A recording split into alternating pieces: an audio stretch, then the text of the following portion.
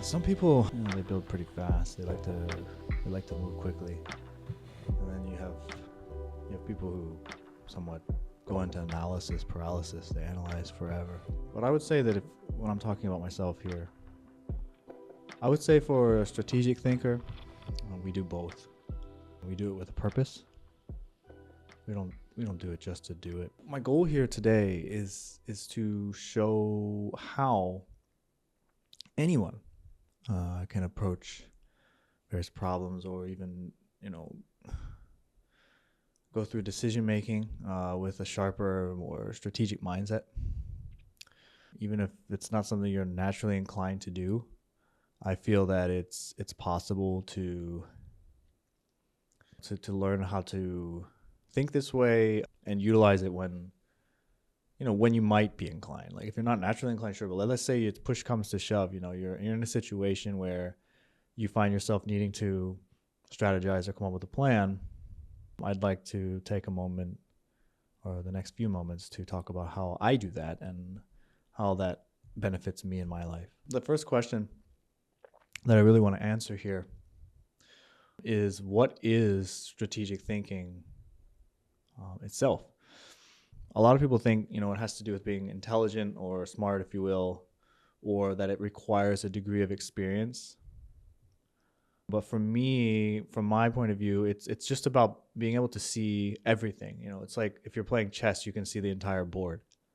You can see, obviously when you're playing chess, you can see that. But basically what I'm saying here is thinking strategically means seeing beyond what you immediately can see. So it's like, when you look at something, the first glance is not what we're talking about here. It's basically an understanding of how things are connected over time, and eventually making intentional decisions based on that information.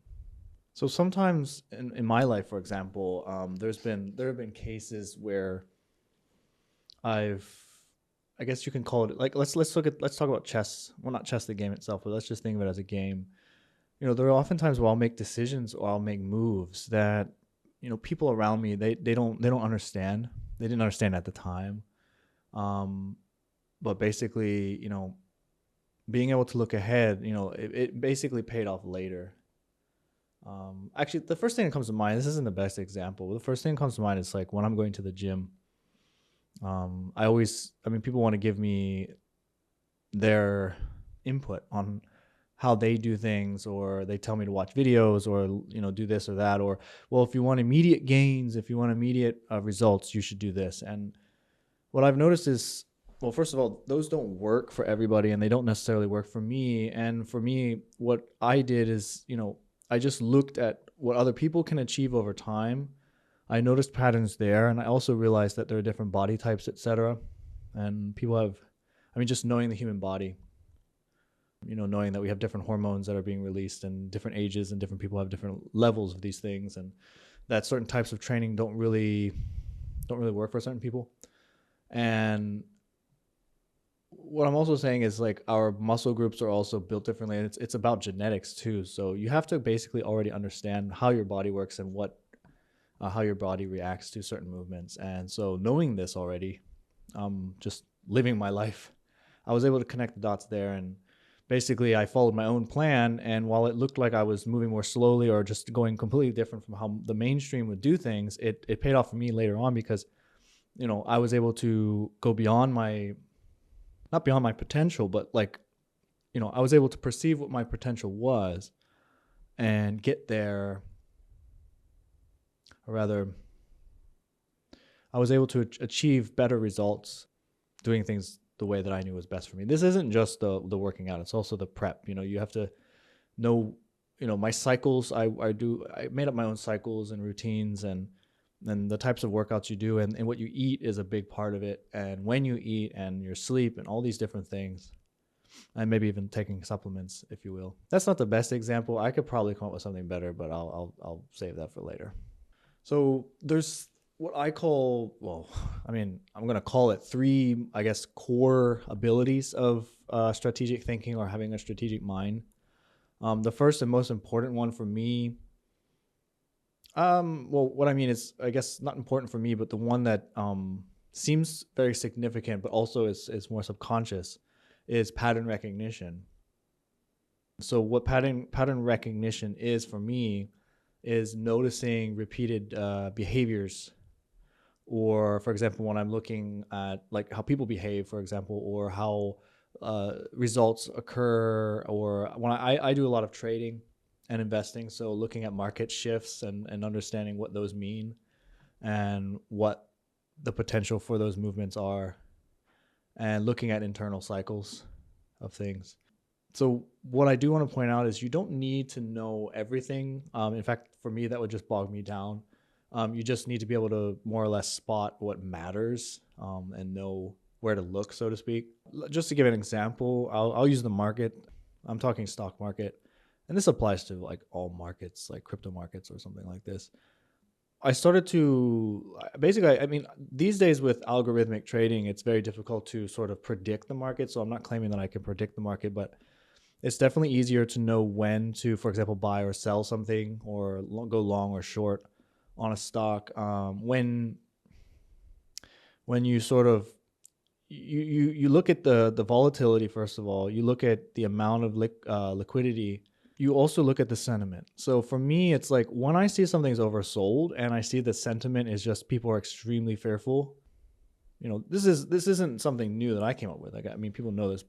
You basically buy when people are fearful, and you sell when people are elated about trading. So more or less, I look for all those things sort of line up, and then I also look at the fundamentals, sure, of the company. But I'm putting all these things together. So this is like, connecting the things as well. But the pattern just tells me, okay, well, I'm seeing the opportunity here and the potential for this to go really far. So I know that I can buy here safely, and I risk temporarily being down like 5 to 10%, or even 20, even 30%. And then I see a 200 or 300 percent upside over the next year, or even if it's 30, 40, 50%, that's a success there. So those are the types of times where I look for those patterns and repeated behaviors. So I can also look at previous trading history as well, which, is also risky, but that's a part of it.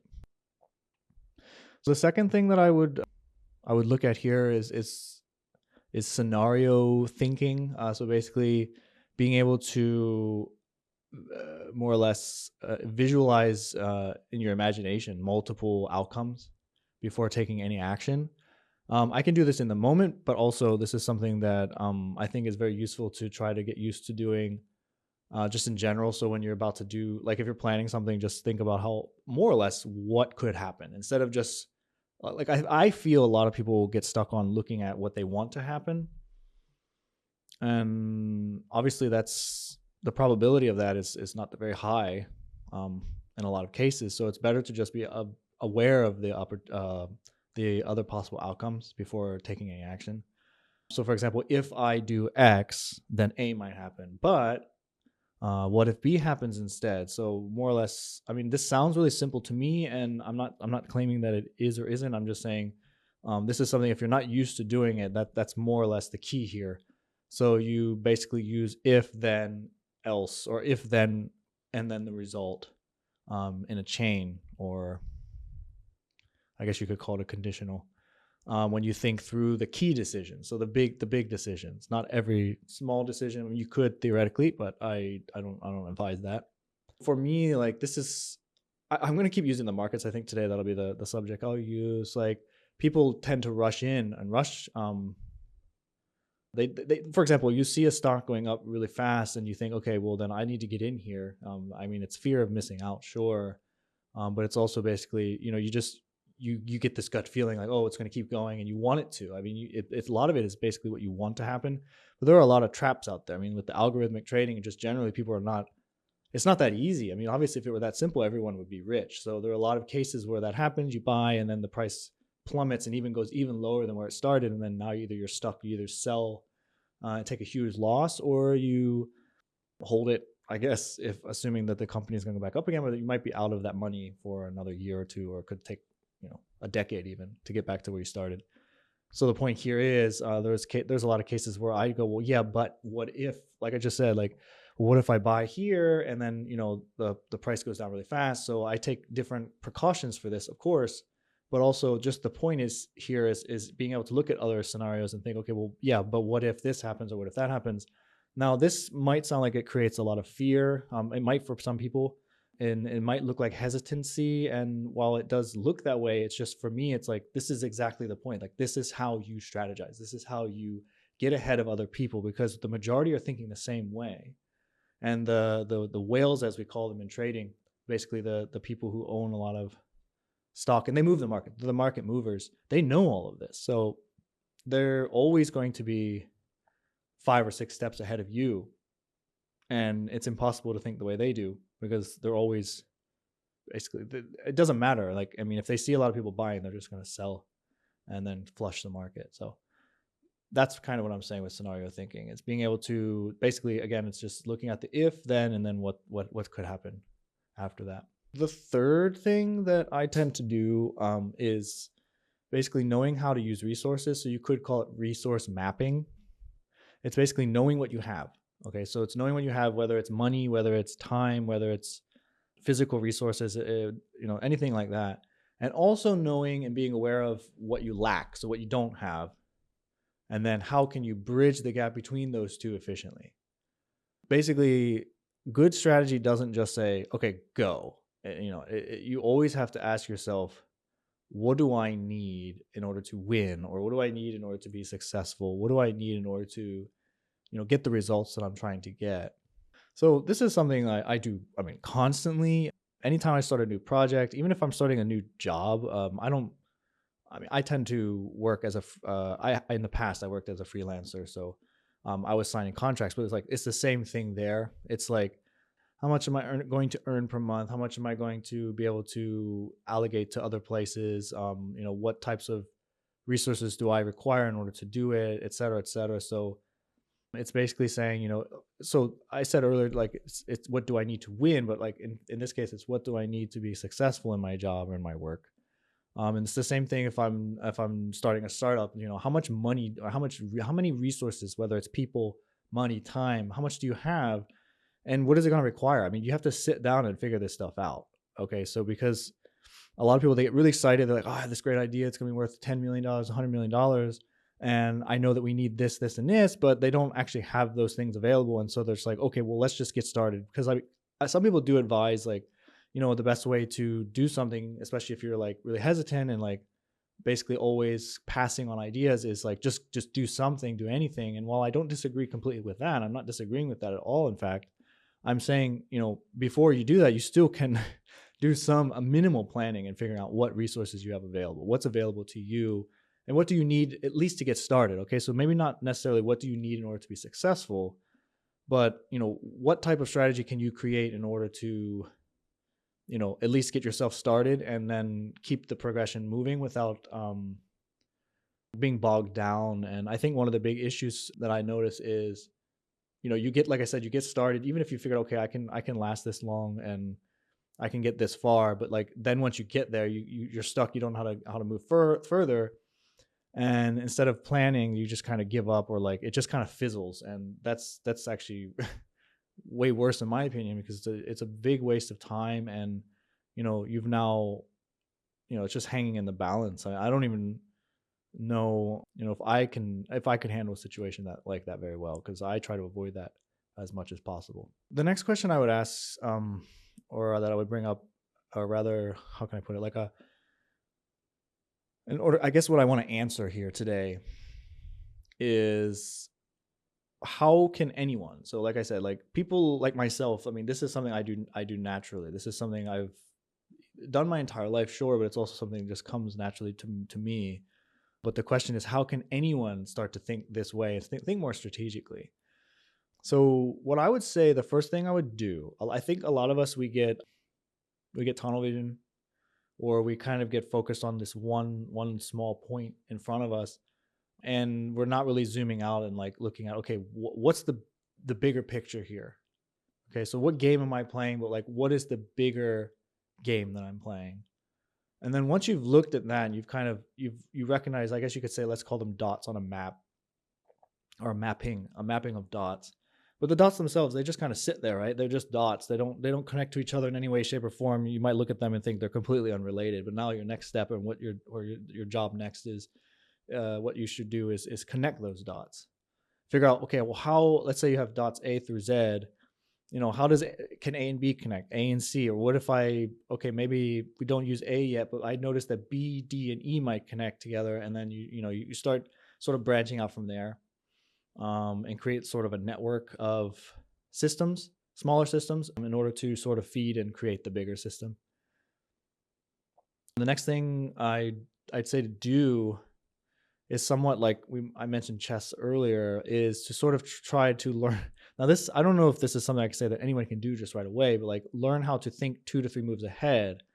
So what does this mean? It's not saying like you can just read the future. I'm just saying, once use the things that I mentioned earlier, if then, and so think, okay, if I do this, then that, if I do this, then that, and then now you've like, okay, well, theoretically, this is how this could go, and here are the next 2 to 3 moves, and then just continue moving forward that way, with those smaller systems and smaller connections and smaller plans that sort of feed the larger plan, the larger idea. And the last thing I would say to do there is always be in like a constant state of reassessing everything. Keep an eye on your resources. You might have more or less than you expected. Great if you have the former, sure. But even then, like the point there is, it's, oh, okay, now I have a surplus of resources. You can now allocate those differently. So that's what I'm saying. It's like having more is also, something you need to pay attention to. The idea here is that a strategy itself is dynamic. It's not static. It's not like, okay, I created the plan and now let's go. We're gonna execute this plan, and that's it. No, a strategy is constantly evolving, constantly changing, constantly mutating. Whatever word you want in there, constantly transforming. But the point here is it's not static. So you always have to be basically doing all the steps that I mentioned, 1, 2, 3, and 4 over and over again, but constantly reassessing. Okay, so I'm going to stop here for today, and there's going to be a second part to this where I will explain. Actually, I was thinking I will talk about, maybe just give an example, again, an example scenario, or not a case study, but an actual example here. And then I'll move on to talking about other ways, well, more about strategic thinking, but also what can get in the way of strategic thinking. I sort of mentioned a couple things along the way, but I'll talk about that with a few other things in the next video.